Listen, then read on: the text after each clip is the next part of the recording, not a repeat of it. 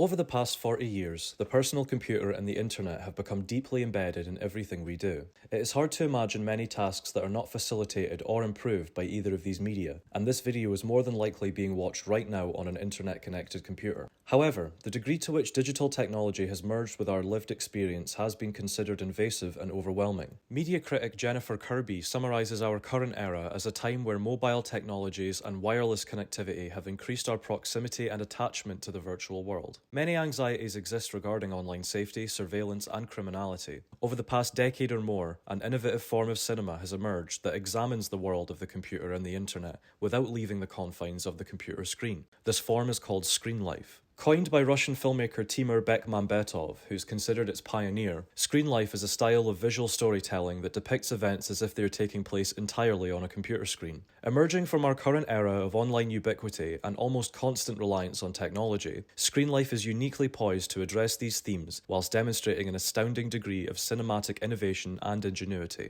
In this video essay, I aim to chart the evolution of Screenlife over the past decade or so and consider its thematic implications. I will first examine its most prominent early example, Unfriended, discussing the style's initial close affiliation with horror. I will then employ Bolter and Grusin's concept of remediation to discuss the form's convergence of cinematic and computerized visual languages, and how Screenlife adapts to its inherent limitations. A close examination of the film Spree will uncover an evolution of the style with its consideration of mobile phones instead of desktops, as well as its use of satire and social commentary upon online discourses. Finally, I conclude with a discussion of the COVID-19 pandemic in order to find out where the style can be taken next. I don't know. Was here the whole time? Ken, you said it was just a glitch. Well, the glitch just typed.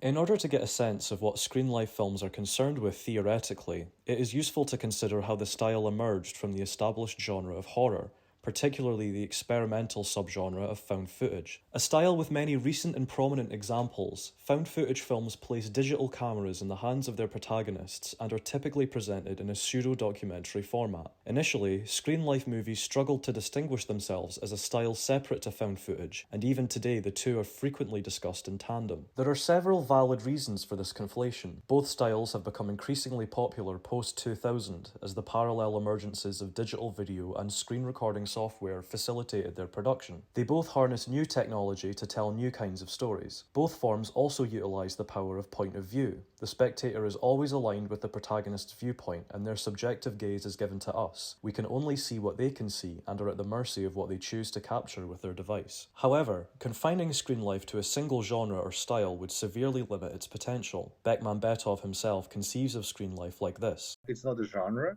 it's a language.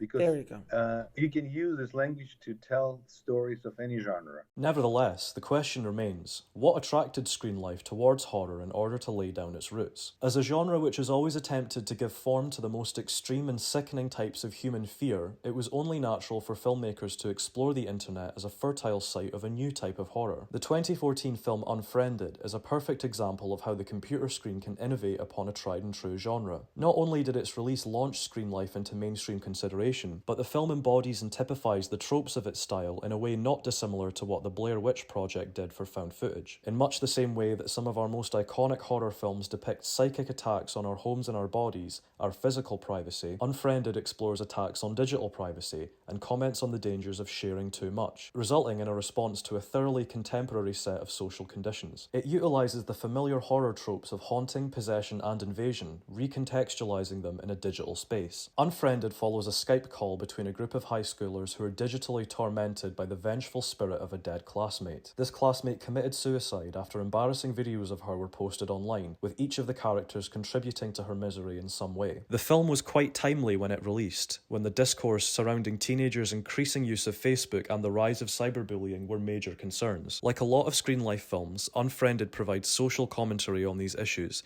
and presents them in the style most effective for the subject matter. Its commentary is mostly communicated through the teenage addiction to social media, as well as how its use contributes to anxieties and uncertainty. The characters could be easily derided for not simply closing their laptops or walking away from the screen in order to escape the horror, but that is precisely the point the film is making. For teenagers on Facebook in 2014, social media really was life or death. It embedded itself so much into their lives. They took such emotional stock in unceasingly engaging with it that looking away is not even really possible. The prevalent horrific notion of never truly being safe or that you are being watched without knowing it is literalized in cyberspace, where the potentialities of the unseen and the unknown are unfathomable. The ghost of the girl in Unfriended is an evil that transmits itself through a chain of digital addiction and teenage vanity. A concept that is germane to screen life and found footage films alike is that of embodiment. Jennifer Kirby analyses Unfriended in accordance with it, writing that Unfriended intensifies the relationship between image and reality by not simply forcing the viewer to watch the haunted media,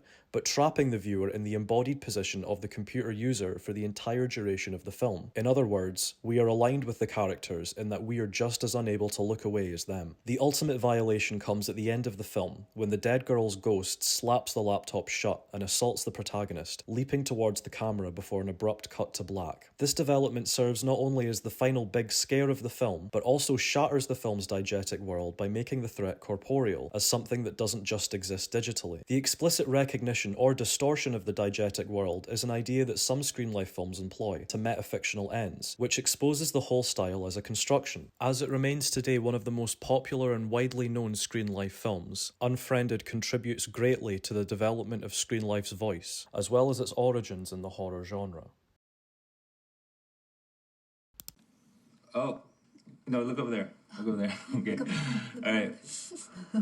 The media theorists Jay Bolter and Richard Gruson published a book in 1999 entitled Remediation. In the simplest terms, remediation is defined as the representation of one medium in another. To clarify, it's a phenomenon that occurs wherein newer forms of media refashion the mechanisms or conventions of older ones in order to iterate or improve upon them. Think of remediation in the context of TV and film. The newer cultural form of contemporary TV adopts film conventions such as big budgets and feature-length runtimes. However, remediation is an effect that travels in both directions. Newer studio films opt for episodic and serialized arcs that stretch over multiple movies. As, quote, older media refashion themselves to answer the challenges of new media.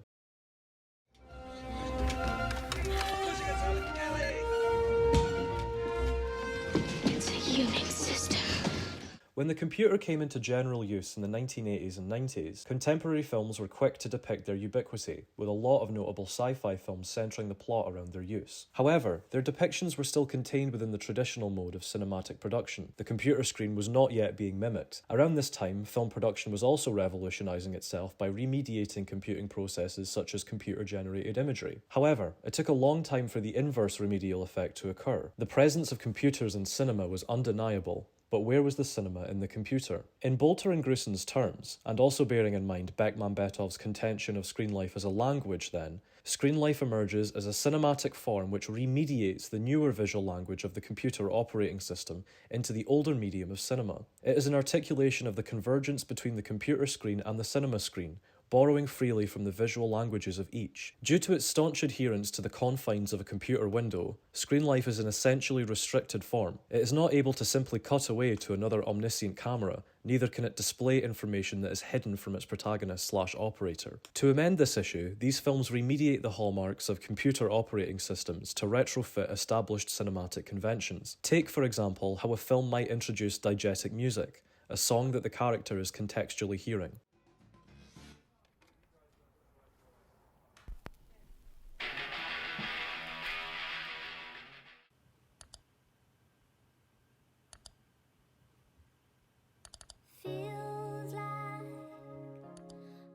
Or the nostalgic collage of old family photos.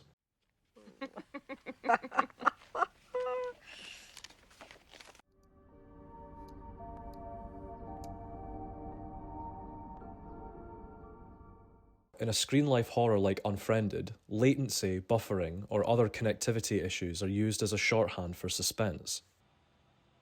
Val, what'd the cops say? What is it? I think it's frozen.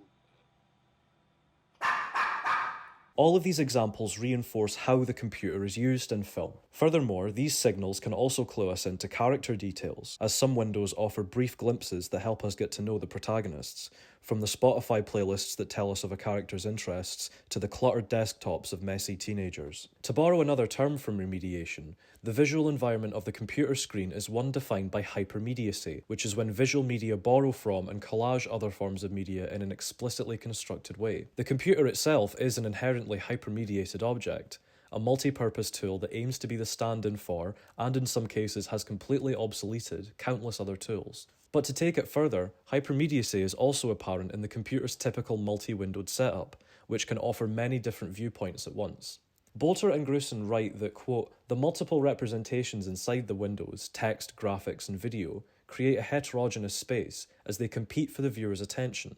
Icons, menus, and toolbars add further layers of visual and verbal meaning." In this context, Screenlife movies leverage the hypermediated status of the computer screen to overwhelm the viewer with information in a way that aims to be true to the split attention way we consume computer content. Another interesting limitation of Screenlife is that information that would otherwise be conveyed by a facial expression or other physical movement must be recontextualized in a digital space. Take, for example, this scene in Bekmambetov's own Profile. The character's use of the cursor immediately clues us into her emotional state. So just He's about to call in 2 minutes. It'll be fine, I'll be on the line. I've already sent you the link to the recording program in Skype. So just click it and download it. How exactly do I use this program? One of Screenlife's strongest abilities is in being able to get some contextualizing information across in a more succinct manner than even classical cinema could. For example, what time period does this scene take place in? The biggest innovations in this style have to do with how they express ideas for which there is no classical analogue. For example, the idea of anonymity is extremely easy to achieve through mysterious online messages. Part of this is the concept of the live stream chat, employed in more contemporary examples like Dashcam or Spree. Anonymous off-screen entities type their input and responses to events in the plot, either aiding the main character or deriding them. Screenlife as a style is massively helped by the hardware features prevalent in most computing technology. The remediation of video cameras into webcams helps most of them when capturing the protagonist's face. However, other cameras must be contextualized in the film's diegesis, normally done through teleconferencing, surveillance cameras, or body-mounted cameras. Many films that employ the style choose to simulate the computer environment through meticulous animation instead of being merely screen recorded on a real device, which could prevent the experience from being immersive. This allows for a simulated camera that zooms and pans like a real one would in order to guide the spectator's attention to important aspects of the frame. Remediation is extremely important to the theoretical discussions surrounding Screenlife, as the style is defined by its relationship to other media, both in its formal features and its thematic content. In 2009, I officially started Kurt's World, kicking off the empire you know today. It's pretty cool, huh? I have thus far favoured the term Screenlife to refer to these films instead of generally preferred scholarly names like desktop film or computer screen film. I believe these terms myopically omit the style's potential to depict other forms of personal computing, namely the mobile phone, which has arguably surpassed desktops in terms of ubiquity. Despite doing well at reacting to technological changes in public life, Screenlife has been fairly slow when it comes to depicting mobile phones, and for some understandable reasons. Due to the vertical and narrow dimensions of the phone screen, it can be much harder to depict them in a way that is compatible with the established boundaries of the film frame. Some of the most exciting and cutting-edge developments in this cinematic field have to do with how the desktop and traditional web browser are left behind, how screens have invaded the outside world, away from the privacy of our homes and into the streets in a very literal sense. No other film exemplifies what I mean quite like 2020's Spree. Spree is a particularly enticing case study because it is the only Screenlife film I've seen that is not centered around the desktop or the browser, instead choosing mobile phones as its primary delivery method. This decision represents an exciting liberation of the form. Spree surmounts the existential difficulties of the phone screen by frequently playing around with its arrangement, sometimes grafted onto the main video frame as a supplement, sometimes being rotated to encompass the 16:9 frame, or even by having multiple screens stacked together in one shot. It's this last method that most cogently expands upon ideas connected to Screenlife, such as hypermediacy and multiplicity. The increased amount of coverage we receive as a viewer directly aligns with the protagonist's desperation to film himself from every possible angle. The film is thematically interested in making social commentary through the psychology of its main character, Kurt. Kurt is a young gamer obsessed with becoming a viral star, who obsessively broadcasts every moment of his life to little success. Life hacks, reviews, and all the little things in between that make life really cool and so much fun. That's where all the magic happens. It's implied that he comes from a traumatic upbringing, which manifests in him attempting to share his life with a non-existent audience of strangers.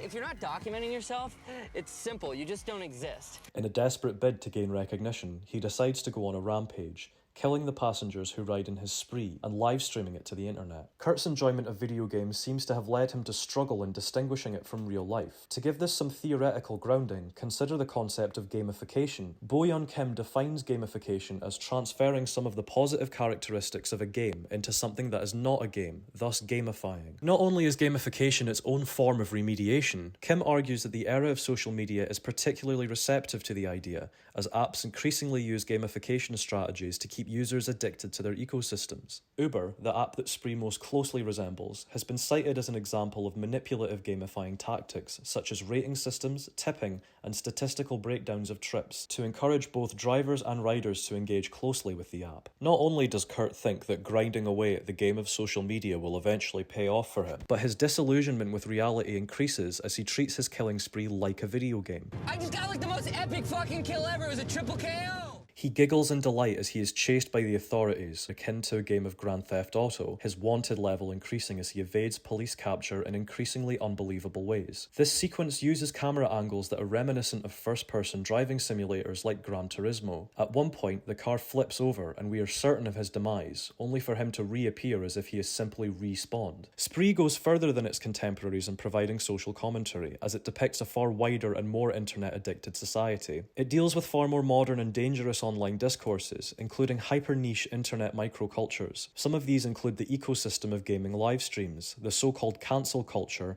or the prevalence of wannabe influencers who fail to experience real life in favour of filtering it for the purposes of gaining clout. Whether you have 20 million followers or 20 followers, we're all being watched and judged and hated, and you love it. You love it. You need it. You're all addicted to it, and you're addicted to other people.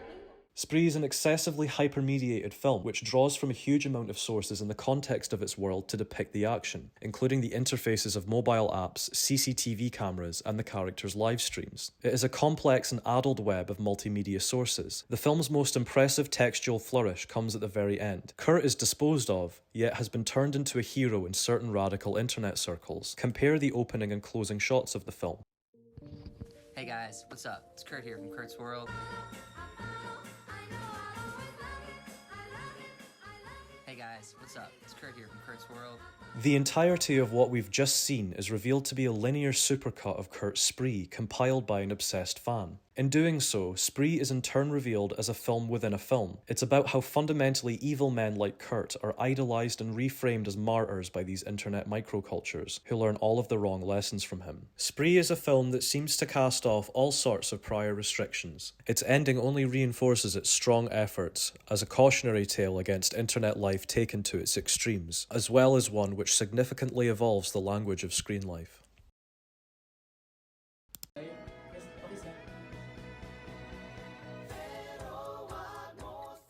I will now conclude with a more contemporary issue that helps us consider where screen life could be taken in the future. The style has enjoyed a renewed interest in reaction to 2020's COVID-19 pandemic. A huge proportion of the world's countries were forced into lockdown and isolation, shutting down virtually every film and television production. With this development came a perplexing set of circumstances. How can content continue to be made in the face of such overwhelming restrictions? The answer is with screens. Just like screen life itself, the general populace was confined to the screen as its primary mode of communication. Due to its prior affiliations with remote technology, screen life already had everything it needed to begin telling stories in isolation. A major fixture in the pandemic was Zoom. What this meant was that filmmakers began experimenting with methods of storytelling that utilised the software heavily, as it allowed for films to be made even if all of the cast and crew were geographically displaced. Take for instance Rob Savage's Host, which in a lot of ways feels like a retelling of Unfriended, but with an added degree of realism due to all of its actors being literally separated. It utilises the interface and features of Zoom in ingenious ways. For example, the virtual background feature set up to misdirect the audience about a character's fate, and the film ending on the humorous note of the free time limit for unsubscribed users being met. Another good example is Game Boys, a queer Filipino rom-com soap opera series that follows two young gamers who fall in love over the course of 13 weekly episodes. Audiences experience this love story in virtually real time. This is reinforced by contextualizing news articles that parallel the progression of the lockdown in Manila at the time. Game Boys represents a manifold evolution of screen life, as it situates itself with a new generic territory for the form, the romantic comedy. In addition, its online distribution was essential to the unfolding of the narrative and its simultaneity with contemporary events. Finally, its production was truly remote, with the cast and crew using Zoom themselves to coordinate the filming. The lockdowns resulted in a set of circumstances that allowed indie cinema to thrive, as the existing models of distribution were inactive. Much of the Screenlife output at this time instead chose the internet as its mode of exhibition. Not only did this allow people to view the content without leaving their homes, but foregoing traditional cinema distribution allowed the content to be released far quicker, with a much faster turnaround and response time. For example, Host dropped on the horror streamer Shudder in July, whilst Game Boys ran from May until September on YouTube, before getting an expanded version on Netflix. A lot of especially televisual media also embraced, or was forced to adapt to, our reliance on Zoom. Even ones that aren't identifiably Screenlife still borrowed from the cadence and diegesis of video calling software. Take Staged, which was produced over Zoom and eventually metafictionally collapses into a behind-the-scenes documentary about itself, or the special reunion episode of Parks and Recreation. Are you practicing social distancing? I've been practicing social distancing since I was 4 years old. Certain televised live events even came complete with virtual audiences. Audiences are more aware of the Screenlife format than ever, as its visual languages and hallmarks are now in turn being remediated into older forms, just as Bolter and Grusin predicted. Screenlife films are still enjoying major theatrical releases, such as this year's Missing, the follow-up to Searching. Beckman Betov has signed a 5-film deal with Universal to release more Screenlife pictures, and the form has seen further innovations in the fields of music video, web series, and academic video essays. In conclusion, the future is looking bright for Screenlife, a style that does its best work when it's adapting to or trying to overcome its own limitations. The visual language addresses the anguish, but also the joy of living online, and there is limitless potential for where it might go next.